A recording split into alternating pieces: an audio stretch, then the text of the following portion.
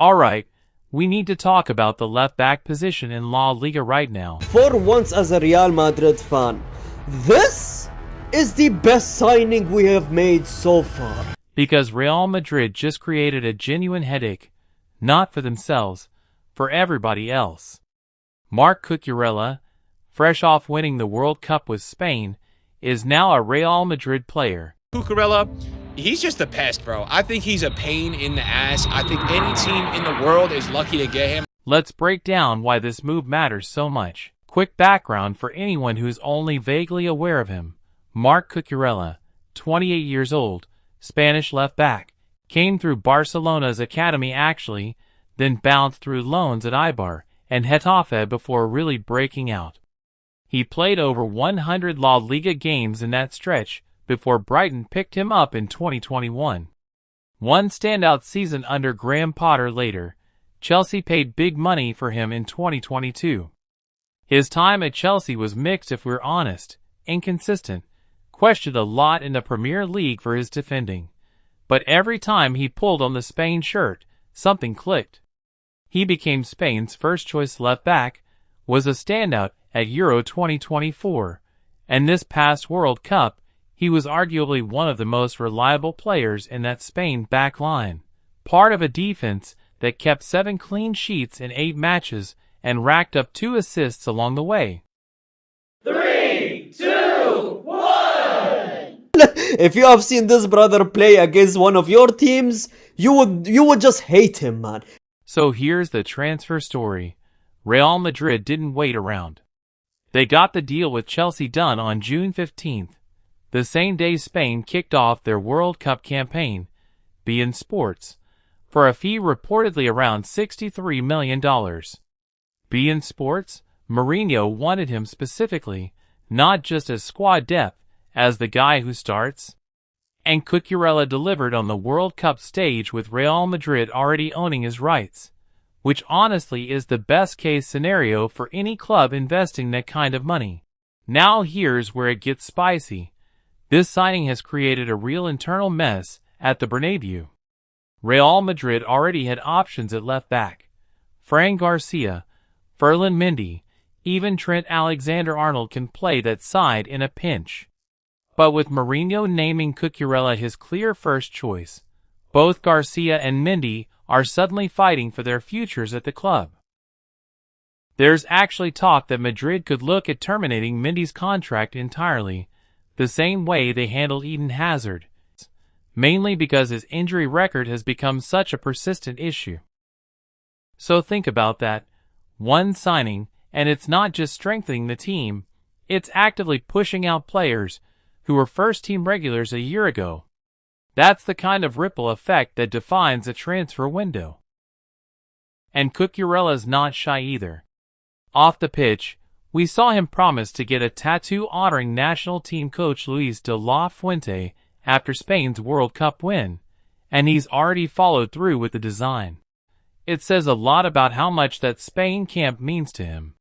He also put out an emotional farewell message to Chelsea fans, more than a month after the move was already done, which tells you this wasn't some cold business exit. The man clearly cared about that chapter. For the rest of La Liga, this is the problem.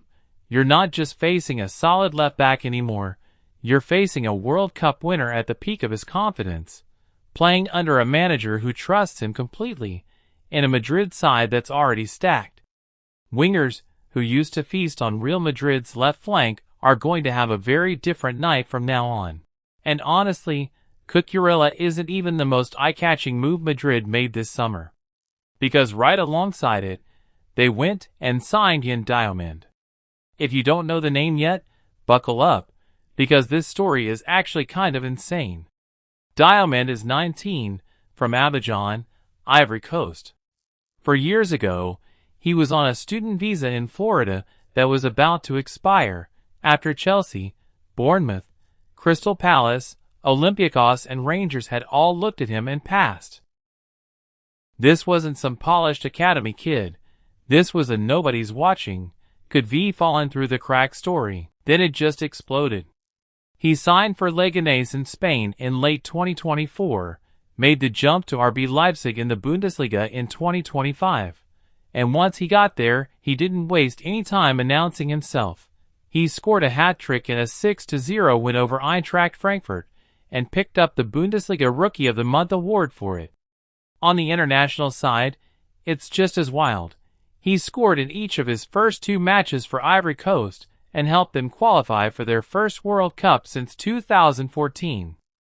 And now, Real Madrid have paid for him, a deal reportedly worth around €135 million, which makes him the most expensive African player in football history.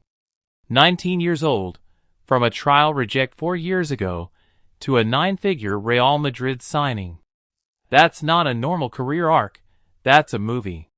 And you can tell he knows exactly what he's stepped into. He's already come out and said, essentially, that when Real Madrid call, you don't say no, and that being in the same dressing room as players he used to only watch on TV still feels surreal to him. So step back and look at what Madrid have actually built this summer. A World Cup winning left-back in Cucurella locking down defense. A teenage generational talent in Diamond added to a front line that already has Mbappe, Vinicius, Rodrigo and Bellingham. This isn't a club patching holes. This is a club stacking a squad that's already stacked. Okay, so let's actually break down the football side of this, because signing 2 guys is one thing, but making them work together in the same team is a completely different question. Start with Cucurella. Under Mourinho, this is a manager who's always demanded more defensive discipline and intensity from his fullbacks than most. Someone who tracks back, closes gaps, doesn't just bomb forward and leave space. Cucurella's whole reputation, even going back to his Brighton days, is built on relentless work rate on that left side. He's good enough to play for Real Madrid, yeah. Good enough to play with Mbappe, oh no doubt. Good enough to elevate that back line at Real Madrid. Yeah. To be unbearable, and Lamine Yamal is getting locked up forever in my opinion, man. Ladies and gentlemen, this is a move finally I'm happy about, man. He presses, he recovers, he's rarely caught fully out of position. That's exactly the profile Mourinho wants anchoring the left of that back line, especially with Trent Alexander-Arnold now doing more of the attacking on the opposite flank. Basically, Cucurella gives Madrid balance. Trent bombs forward on the right. Cucurella holds the shape on the left and lets the midfield rotate around him without panicking. Now here's where Diamond comes in, and it's honestly the smarter piece of business when you look at it closely. For years, Madrid's right wing has been a genuine problem position. Rodrigo doesn't even enjoy playing there and had reportedly asked to be considered on the left instead, and neither Rodrigo, Franco Mastantuono, nor Brahim Diaz ever really made a convincing case to be the long-term starter on that side. So while everyone was expecting Madrid to spend on a striker or another midfielder, the club identified the actual hole, and it was out wide on the right. Diamond slots directly into that gap. He's genuinely comfortable dribbling, passing and shooting with either foot, which is exactly the type of two-footed unpredictability Madrid have been missing out wide. He's got the composure to draw defenders in and pick out the free man, which becomes huge against teams that sit deep and pack the box against Madrid, something that's frustrated them in big games before. And defensively, Mourinho's teams have always demanded a lot of defensive work from wingers, and Diamond's physicality and willingness to track back and defend make him a natural fit for exactly that kind of system. So it's not just an attacking upgrade, it's a player who fits the manager's actual philosophy, not just the highlight reel. Picture the shape Mourinho's likely to go with: Mbappe leading the line, Vinicius still causing chaos on the left, Bellingham operating in that number 10 role, and now Diamond finally giving them a real answer on the right. Sports Illustrated, that's 4 players who can each beat their man one-on-one, in 4 different spots on the pitch. Defenses can't just load up on one side anymore. And underneath all of that attacking talent, You've got Cucurella and Trent forming a fullback pairing that's actually built for balance rather than just going forward and hoping it works out. That's the piece that was arguably missing under previous managers. Teams that were all flash going forward but leaky at the back. Now I'll be straight with you. Not everyone's convinced this all clicks immediately. Some analysts have pointed out that if you already have Mbappe and Vinicius dominating the ball and drifting toward the left, then adding another attacker who wants the ball on the same side doesn't automatically solve anything. Diamond's going to have to prove he can do things on the right that we genuinely haven't seen from him yet at this level. Big transfer fees don't guarantee chemistry. Madrid are betting that the pieces fit on paper. Now they've actually got to make it work on grass.